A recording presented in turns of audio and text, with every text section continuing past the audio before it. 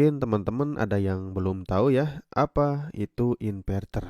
Jadi di sini saya akan menjelaskan secara singkat apa itu inverter, teman-teman. Jadi yang pertama, inverter itu adalah perangkat elektronik yang mengubah arus searah atau DC ya menjadi arus bolak-balik atau AC. Jadi tujuan dari inverter ini yaitu mengubah sumber daya DC seperti dari baterai atau dari panel surya menjadi daya AC yang dapat digunakan oleh perangkat elektronik, teman-teman. Jadi intinya merubah arus DC menjadi arus AC, teman-teman. Untuk selanjutnya di sini ada beberapa fungsi inverter, teman-teman. Jadi yang pertama mengubah arus DC menjadi AC, membantu dalam sistem tenaga surya, mengatur frekuensi dan tegangan output, mendukung perangkat elektronik saat sumber daya utama tidak tersedia. Kalau yang pertama ini DC menjadi AC, teman-teman tadi sudah saya jelaskan ya. Nah, di sini membantu dalam sistem tenaga surya itu jika teman-teman ingin menggunakan rumahnya memakai solar cell, sudah pasti harus menggunakan inverter sebagai menaikkan tegangannya. Kalau tidak pakai inverter, mau pakai apa lagi gitu kan.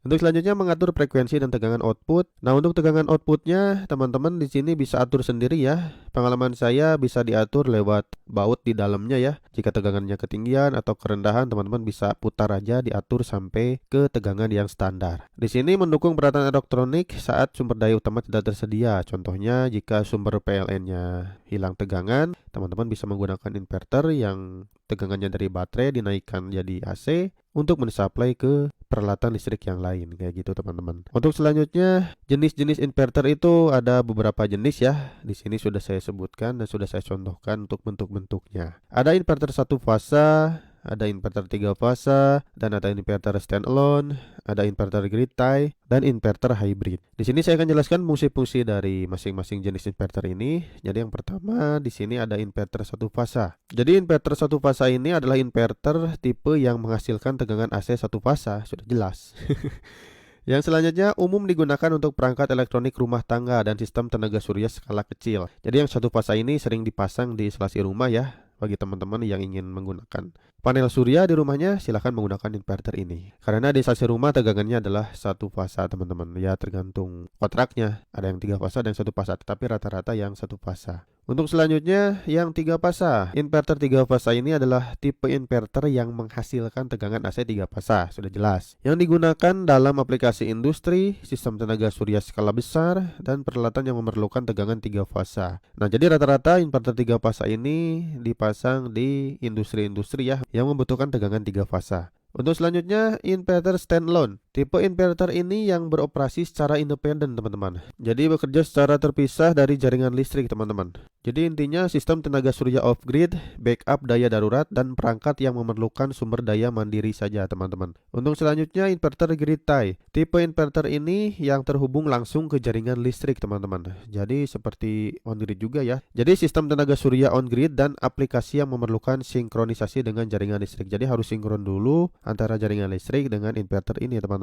Untuk selanjutnya inverter hybrid. Nah, yang sedang gencar-gencarnya sekarang rata-rata inverter hybrid ini, teman-teman. Karena tipe inverter ini yang menggabungkan fitur inverter standalone dan grid tie, yang dimana sistem tenaga surya yang fleksibel dapat bekerja dengan atau tanpa jaringan listrik serta menyimpan energi dalam baterai. Jadi ini bisa terhubung langsung dengan jaringan PLN ya, dengan jaringan listrik, bisa juga tidak terhubung langsung. Jadi namanya inverter hybrid. Jadi tipe ini banyak digunakan di instalasi rumah maupun di industri ya, tipe hybrid ini karena sangat fleksibel dan bisa digunakan 2 mode, teman-teman. Jadi kesimpulan dari inverter ini adalah perangkat penting, teman-teman, dalam berbagai aplikasi termasuk sistem tenaga surya dan penyediaan daya cadangan. Jadi teman-teman jika ingin membeli inverter itu pilih jenis inverter yang sesuai dengan kebutuhan dan sistem Anda atau sistem teman-teman. Jadi jangan memakai inverter yang di bawah kebutuhan teman-teman maupun di atas kebutuhan teman-teman. Ya, sesuaikan saja dengan budget, dengan kebutuhan daya teman-teman dan lain-lain.